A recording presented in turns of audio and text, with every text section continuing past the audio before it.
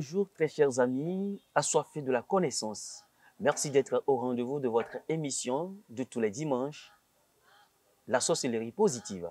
Aujourd'hui, nous traitons du développement et la conscience du miracle. Le développement et la conscience du miracle. Et comme d'habitude, nous invitons sur ce plateau des personnes hautement qualifiées en la spiritualité, en la métaphysique.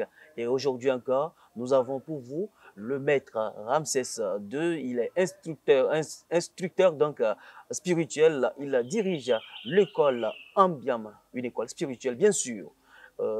Bonjour maître Ramsès II. Bonjour, monsieur le journaliste, monsieur Herman. Merci. Bonjour, chères téléspectatrices et téléspectateurs de notre très chère émission, La sorcellerie positive. C'est encore un plaisir renouvelé de se retrouver afin de partager des connaissances pour notre épanouissement. Merci beaucoup, maître Ramsès II, d'avoir accepté notre invitation. Nous allons aller rapidement. D'abord, dites-nous ce que c'est que la ECLT2. La ECLT2, c'est quoi? Oui, la ECLT2, c'est la deuxième partie de nos formations, des formations vraiment spéciales pour certaines personnes, certaines entreprises, chefs d'entreprise et personnalités qui ont décidé de mettre l'accent sur ce que nous avons de qualité comme chose, comment l'appelle-t-on, notre héritage culturel. Parce que la ECLT, c'est un acronyme, c'est les élites de la consommation locale du Togo. Vous voyez? Et donc, cette année 2022, nous avons tenu la deuxième phase de la formation où nous avons profité même pour réunir ceux qui ont fini leur formation en spiritualité, en sorcellerie positive, pour leur donner des attestations. Bien sûr, ici, à l'hôtel L'Amirel. Voilà. Merci beaucoup. Donc, d'après les choses, la ECLT2 a été un vrai succès. Alors, quel bilan pour cette année nous pouvons avoir?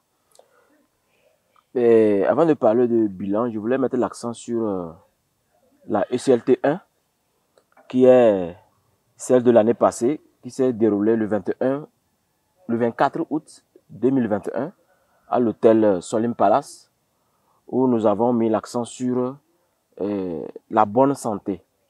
Parce que si un individu, si un père de famille, si un chef d'entreprise tombe malade chaque jour, il ne peut pas donner le meilleur de lui-même. Vous voyez? On a mis l'accent sur la santé en donnant une formation de qualité sur la gestion du corps en matière de santé et la gestion de vos émotions, de votre côté spirituel. Et donc, l'année passée, nous avons vraiment eu beaucoup d'opportunités à livrer tout ce que nous avons comme formation de qualité pour des gens qui veulent vraiment soulever leur vie, relever leur vie pour mieux bénéficier de la deuxième phase. Parce que la deuxième phase, c'est nécessaire pour ceux qui ont suivi la ECLT1 de l'année passée. Voilà. Donc, cette année, la ECLT2, oui, effectivement, elle s'est déroulée d'une façon vraiment très mystique et très magique parce que nous avons réuni beaucoup de personnalités, beaucoup de chefs d'entreprise, beaucoup de jeunes créateurs d'entreprises qui veulent vraiment mettre l'accent sur leur vie spirituelle. Parce que si la vie spirituelle n'est pas bien entretenue, n'est pas stable, il est vraiment difficile de se lever et d'aller vaquer à ses occupations comme d'habitude.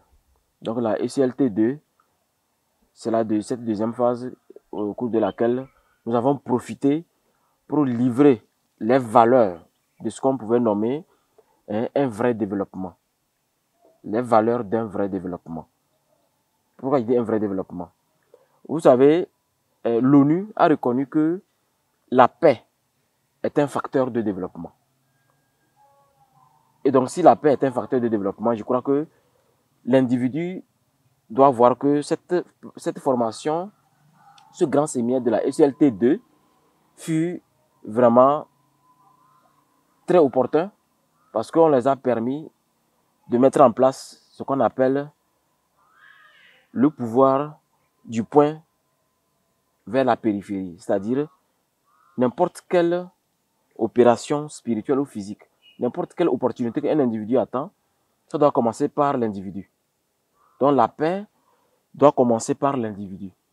On les a permis de mettre l'accent sur la paix intérieure, comment l'entretenir, comment faire une bonne gestion de sa paix intérieure. Et c'est quand l'individu est harmonieux, qu'il a tout ce qu'il veut, qu'il peut maintenant aller vers ses collaborateurs, aller vers la société et de montrer vraiment ce dont il est capable. Ainsi, brièvement, voici les points sur lesquels nous avons tenu avec la ECLT 2. Merci beaucoup. Revenons sur le thème d'aujourd'hui qui est le développement et la conscience du miracle. Pourquoi ce thème? Pourquoi le choix de ce thème, maître? Oui, le développement et la conscience du miracle. C'est un sous-thème de la ECLT 2. Et on a voulu ressortir le thème, le réexpliquer, parce que vous savez que cette émission Sorcellerie Positive, beaucoup suivent cette émission. Bien sûr. C'est au niveau international. Oui. Donc il a fallu qu'on prenne un thème dans lequel la jeunesse puisse s'imprégner, pour mieux mettre l'accent sur quand on veut quelque chose, de quelle manière il faut l'avoir, de quelle manière il faut commencer pour matérialiser ce qu'on veut. Alors, aujourd'hui, beaucoup de jeunes, pour réaliser quelque chose, commencent par leur propre stratégie. Comme par exemple, quand une personne veut créer une entreprise, ou bien a fait un petit projet, il veut qu'on l'aide à concrétiser ça. Il peut commencer par s'il vous plaît, ou bien il peut dire Pachana, ou bien il peut dire comme mon frère est député, ou bien parce que mon papa est ministre. Il a une manière qui est liée à la vie naturelle. Pour lui, bon, parce que je connais X, je connais celui-ci, il sait que en préparant mon dossier, en tenant compte de ça, facilement, mon dossier sera accepté. Normalement, ce n'est pas comme ça. On commence une chose qui est censée durer. Parce que les gens n'ont pas une vision claire de leur vie. Quand vous avez une vision claire de votre vie et que vous savez où vous allez, c'est très important de savoir où l'on va.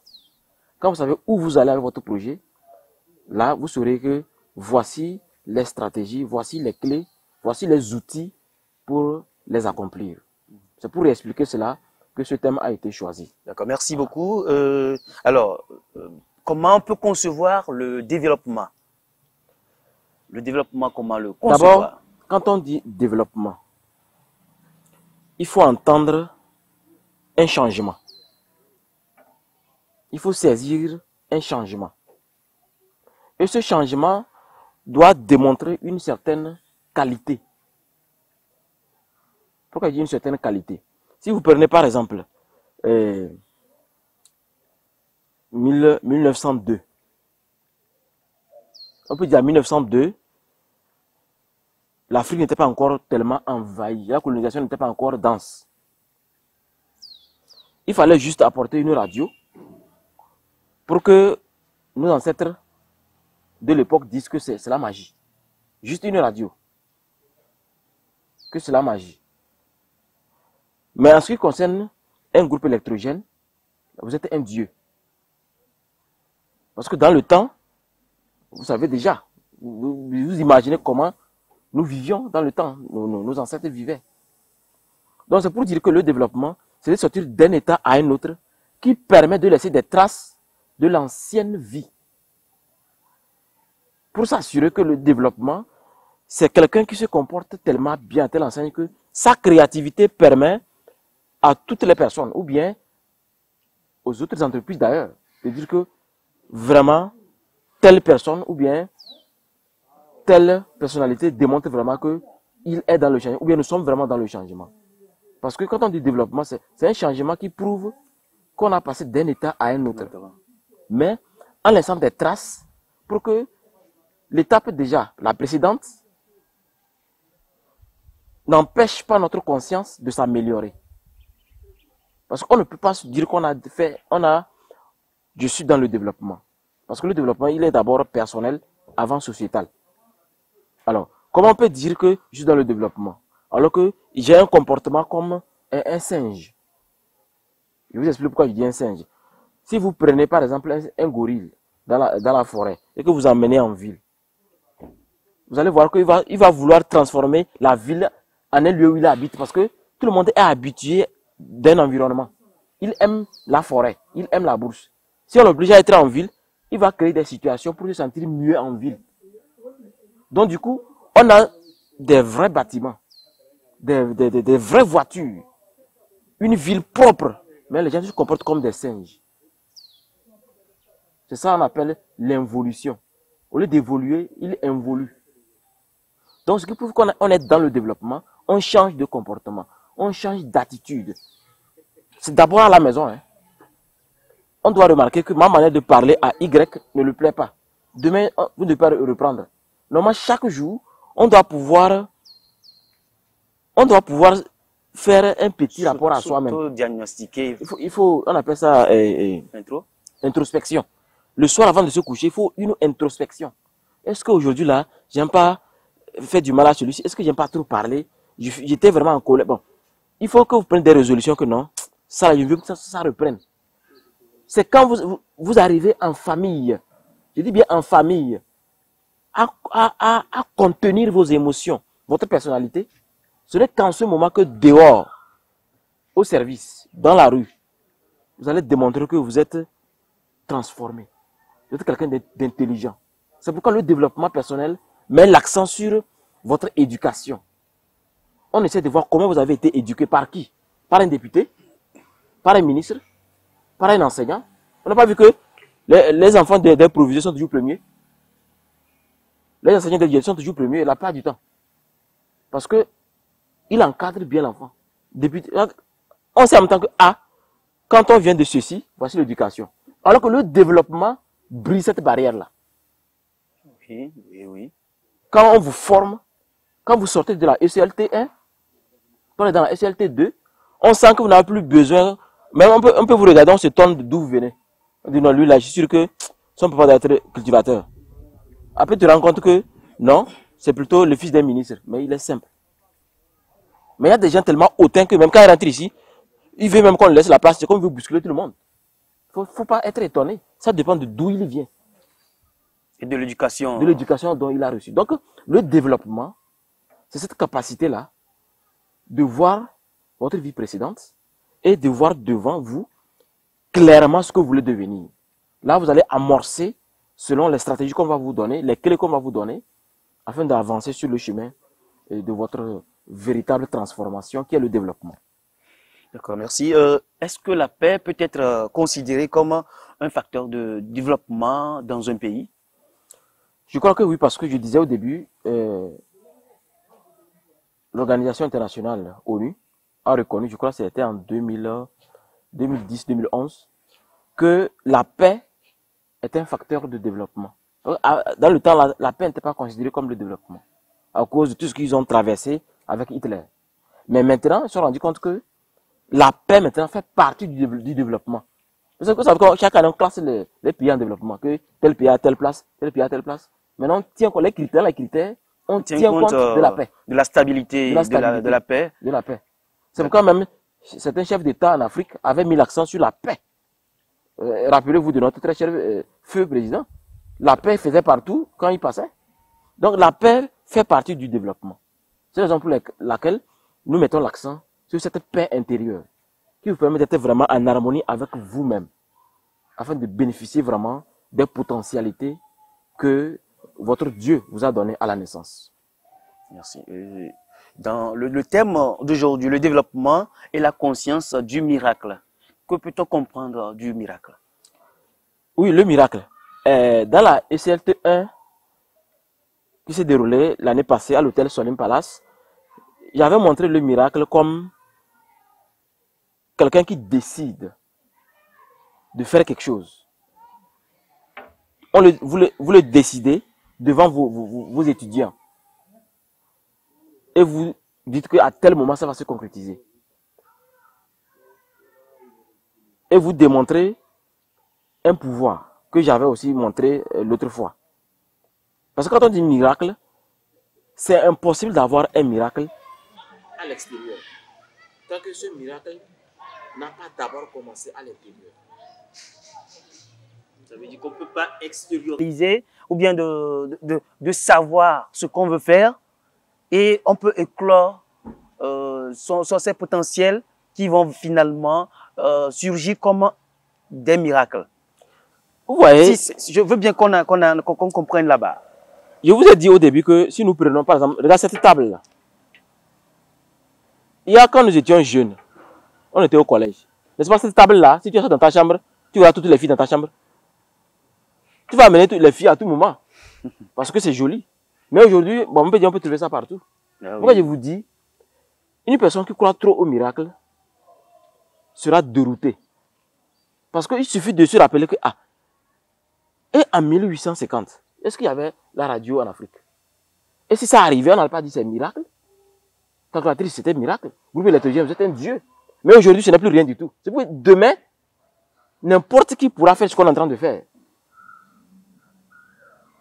Regardez le développement personnel. Regardez les formations. Aujourd'hui, partout, il y en a. Mais dans le temps, c'était rare. Très rare. Donc, c'est pour dire que il faut qu'on prenne conscience qu'on doit être créatif.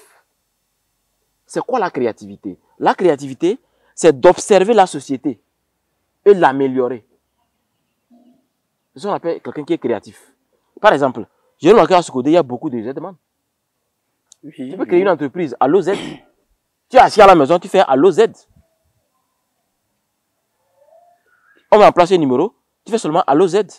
Et la moto arrive jusqu'à chez toi. À Lomé, il y a ça. Quand nous prenons Gozem, tu restes et puis avec ton portable. Des applications. Leur application, si tu l'as seulement, et puis la personne vient la personne te repère. C'est ça la créativité, c'est-à-dire réfléchir pour améliorer votre entreprise, votre société, votre pays. C'est pourquoi j'ai commencé en disant, c'est d'abord l'individu. Si tu n'améliores rien chez toi, chaque jour la pâte reste en jette, tu ne dis rien. Chaque jour tout est pourri, tu ne dis rien. Je te jure, même si tu donnes 20 millions, ton entreprise ne servira à rien. Parce qu'à la maison, tu ne surveilles rien. Tu t'en fous de tout ce qui se passe. Tout commence par le point vers la périphérie. Ça, c'est métaphysique. Ok, et toujours restons avec le miracle. Qui peut enclencher ou bien déclencher le miracle chez une personne? Celui qui peut déclencher le miracle chez une personne, c'est la personne elle-même d'abord. Parce que si vous espérez que moi, je vous déclenche un miracle, ce miracle sera conditionné. Ce miracle sera conditionné. Je vais vous donner une démonstration, vous allez voir. Si vous allez sur la route, en ville, hein, les passants là, vous vous arrêtez. Vous dites, s'il vous plaît, où se trouve la mairie? Il va vous indiquer. Il va vous indiquer. Aussi, vous attrapez n'importe qui. Vous dites, oh s'il vous plaît, il me manque 100 francs, il va vous donner. Ce que vous demandez publiquement, on vous le fait facilement. À cause de la conscience du meilleur. Tout le monde veut être meilleur. Tout le monde veut être meilleur. Donc, la première des choses, pour comprendre ce concept, il faut savoir que vous avez un comportement qu'il faut d'abord découvrir. De quelle manière vous agissez? De quelle manière vous réagissez? Est-ce que vous considérez l'importance de quelle manière? Vous êtes important de quelle manière? Si vous ne trouvez pas que vous êtes important, partout, on choisit votre plat. On choisit votre... C'est comme ce message qui circule, qui nous fait rire, que on distribue les nourritures, on t'oublie. Arrivé les pics dans, on commence par toi. C'est comme ça. Ça dépend de comment d'abord ton visage est, comment tu présentes tout, ton attitude, ton comportement, tout ça là, ça joue. Donc je crois que le concept du miracle doit commencer sur l'individu. On doit l'apprendre à mieux lui-même se canaliser. C'est ça le développement personnel. Il va se canaliser lui-même. Et maintenant, on lui montre étape par étape comment améliorer ses potentialités, avoir une confiance à 100% de ses potentialités et de sa manière d'agir. Voilà. Si je peux me résumer, je peux vous résumer donc le miracle, c'est l'individu lui-même qui peut d'abord l'enclencher, Oui. et après la société ou bien les experts donc peuvent compléter la formation pour qu'ils puissent vraiment éclore des miracles dans sa vie. Oui, il faut qu'il y ait ce protocole et maintenant on l'accompagne. Parce qu'il faut toujours un accompagnement. C'est très important. Parce que l'accompagnement vous permet de mettre à jour vos connaissances. Si vous ne mettez pas à jour vos connaissances seront virusées. C'est comme quand on met à jour les ordinateurs et on nous demande de mettre à jour WhatsApp. Ça peut être à jour aux nouvelles technologies, ce qui a été créé, ce qui a été amélioré. C'est comme ça aussi dans le développement personnel. Nous, quand nous travaillons dans nos contextes de méditation, dans nos temples, on découvre certaines vibrations, certaines stratégies pour améliorer la créativité spirituelle. Ce qui fait qu'il y a toujours des choses, de nouvelles choses. Donc, si vous n'êtes pas humble, comme par exemple les Makeroug qui, dès qu'ils trouvent du travail, dès que ça marche un peu, ils commencent à se comporter comme si ils n'ont jamais suivi une initiation qui leur montre l'humilité. On les écarte du chemin initiatique parce que ces personnes, vous leur donnez le pouvoir, ils vont faire du désordre et c'est dangereux. D'accord, merci. Si vous venez de dire que d'abord, pour éclore son miracle, il faut que ça vienne d'abord de l'individu. Alors, je peux tout de suite dire que ceux qui enseignent, ou bien plutôt qui disent qu'ils enseignent des miracles aux gens, ils sont en train de les conduire donc dans la perdition. Bien sûr, dans la perdition parce que... Vous êtes d'accord? Je suis d'accord parce que dans l'enseignement, quand on vous apprend à aller vers les miracles, on vous conduit vers la perdition. Est-ce que vous pouvez nous expliquer un peu? Oui. Vous voyez, quand on est en train de montrer quelqu'un comment faire des miracles, parce que là on parle des miracles, hein, oui, comment faire des miracles, vous allez voir que quand la personne expérimente et que ça marche, elle va se concentrer sur les résultats du miracle. Et elle va détourner sa destinée. Le chemin sur lequel il devait marcher pour que les choses se produisent bien, pour que chaque opportunité qui était préétablie dans sa vie vienne, vont commencer à chavirer, à changer de chemin parce que dans le comportement du monsieur, on sent déjà qu'il est vraiment avide, hein? Il est assoiffé de pouvoir. Il canalise tout pour lui, toujours pour lui. Moi, toujours moi. À telle enseigne que c'est comme l'extérieur n'existe plus. Oui, mais puisque vous êtes d'accord que en enseignant le miracle aux gens, on les conduit à la perdition. Alors, je dirais donc que vous faites partie, de ceux-là qui conduisent vers la perdition. Oui, effectivement, parce que nous donnons des formations. Mais rappelez-vous, je vous disais au début que, qu'est-ce que nous faisons à notre niveau? Quand on découvre qu'un maqueur, c'est-à-dire un disciple de notre école, ou un jeune entrepreneur qui veut se développer, quand on est en train de le former, puisque dans cette formation, il y a bien sûr des miracles. Mais quand on se rend compte qu'il est en train de se comporter comme s'il n'a jamais suivi une formation qui lui indique d'abord l'humilité, on l'écarte. On n'a pas dit on l'exclut, hein. C'est une stratégie. Quand je dis on l'écarte, vous savez, il y a mille manières de faire une chose. Hein. Il y a mille manières de faire une chose. Je ne dirais pas, mon frère, on ne va plus jamais t'envoyer les cours. Non, non, non. Parce que non. Il y a des stratégies. On peut créer un thème, on peut créer une stratégie. Il y a beaucoup de choses. Juste que la personne soit écartée de l'initiation parce que elle est dangereuse pour la société. Parce que nous, on regarde les choses sur du long terme. Parce que chaque comportement crée des attitudes. Attitude crée le destin. Le destin crée ce que vous vivez actuellement. Le destin crée la prospérité ou une belle entreprise ou le contraire. Donc, vous comprenez que les choses sont linéaires. Elles se suivent. Donc, voilà pourquoi chez nous, c'est un peu spécial. Sinon, nous formons, mais plutôt nous, on a des stratégies pour écarter quelqu'un qui commence déjà vraiment à sortir hors du cadre de la première vision de nos formations. Ok, merci beaucoup. Je pense que nous sommes pratiquement arrivés à la fin de notre débat d'aujourd'hui. Mais dites-moi comment je peux provoquer, ou plutôt comment on peut provoquer un miracle dans la vie d'une personne.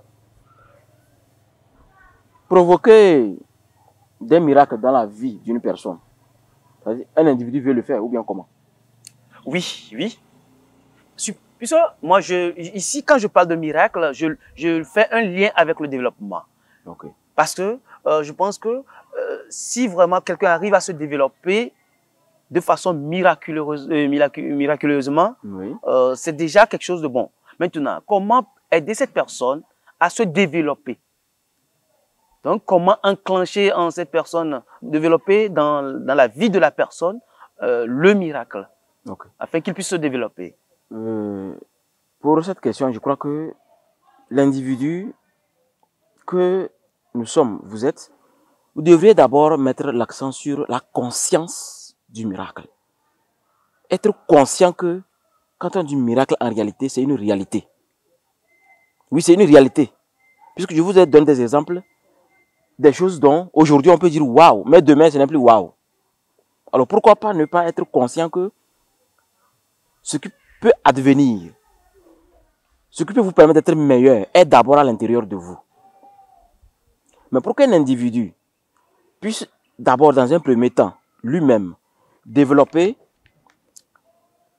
son intérieur, faire surgir tout ce qui est du contexte des miracles dans sa vie. Comme par exemple, quand on dit miracle, on dit, lui là, le projet qu'il vient de mettre en place, là, moi je ne sais pas ce qui peut faire ça. Hein. Lui là, je ne sais pas ce qui peut faire ceci. Hein. Vous savez que la société a un clin à décider à notre place. Les gens décident à notre place même sans qu'on ne sache. C'est quand il réussit que il vient s'asseoir. Oh. Il n'a même pas songé que tu allais arriver là où tu es aujourd'hui. Et pourtant, au début, ils ont parlé. Oui, oui. C'est pour les raisons pour lesquelles il faut que la conscience de soi ne soit pas minimisée. Il faut que l'accent soit mis sur vous-même. Il faut que vous suivez ce qu'on appelle le chemin de votre destinée. Chaque individu a une raison sur la terre. Nul n'est inutile. Vous imaginez, même ceux qui sont à la morgue sont importants. Comment oser croire qu'un cordonnier ou un menuisier est inférieur à un ministre? C'est un engrenage. Tout le monde est utile. C'est cette conscience de tout le monde est utile qui permet à un individu d'être à l'aise dans sa vie. C'est ce qui permet à un individu d'être inattaquable. On peut t'envoûter 1000 fois 0. On ne réussit pas. Parce que toi, dans ta tête, c'est autrement. Mais si à tout moment, tu vois que celui-ci est... Il est dans une position celui-ci est meilleure utile, que moi et tu te lamentes sur ton sort. Tu te lamentes que moi, je suis maudit. Les gens sont même des mots que moi, ça m'étonne. Hein. Les gens trouvent même que ça ne va pas du tout. Alors que ça ne va pas du tout à quelqu'un, actuellement, quelque part, le pied est coupé à l'hôpital. Quelqu'un est dans un casier à la morgue. Et toi, tu es là, il faut que l'on prenne conscience que prenez la vie du côté positif. Et apprenez à suivre le chemin de votre destinée. C'est ce chemin-là qui permet à un individu d'éclore ce côté miraculeux. C'est pourquoi dans la ECLT 2, le seul miracle que nous avons démontré, c'est les démonstrations et les formations que j'ai tenues à Abidjan, où il y a eu des témoignages sur un potentiel mental. Ne pas laisser votre mental être virusé par les informations qui circulent. Construisez vous-même votre mental. Et vous allez voir que, avec un bon accompagnement, vous allez suivre le chemin de votre destinée. Merci beaucoup. Maître Ramsès II, nous sommes donc arrivés à la fin de ce débat. Mesdames et messieurs, chers téléspectateurs, je vous rappelle que le thème soumis à ce débat, c'est le développement et la conscience du miracle. Voilà, il était notre invité, Maître Ramsès II. Il est instructeur spirituel, il est coach en développement personnel, il dirige l'école spirituelle d'Ambiam. Maître, votre mot de fin avant qu'on ne se sépare? D'abord, je dis merci à cet endroit magnifique qui nous a accueillis, l'hôtel L'Amiral, son directeur et son président fondateur, des vrais entrepreneurs. Je remercie également tous les participants de la ECLT 2 qui s'est déroulée ici, à l'hôtel L'Amiral. Je remercie également à vous les techniciens. Grâce à vous, nous sommes en train de parler. C'est comme la magie, mais c'est la réalité, ce sont des caméras. Alors, rendons grâce à la créativité et restons dans l'intelligence et dans le développement. Merci Je vous beaucoup. remercie. Maître, et on se dit donc à une toute prochaine fois. Merci beaucoup. Et chers téléspectateurs, nous sommes donc arrivés à la fin. Merci à vous d'être restés devant vos petits écrans, d'avoir fait confiance à la centrale Togo Télévision, la chaîne au cœur de la ville de Sokodé, dans le quartier administratif, bien sûr. On se donne rendez-vous dans une prochaine émission. D'ici là, portez-vous bien. Au revoir.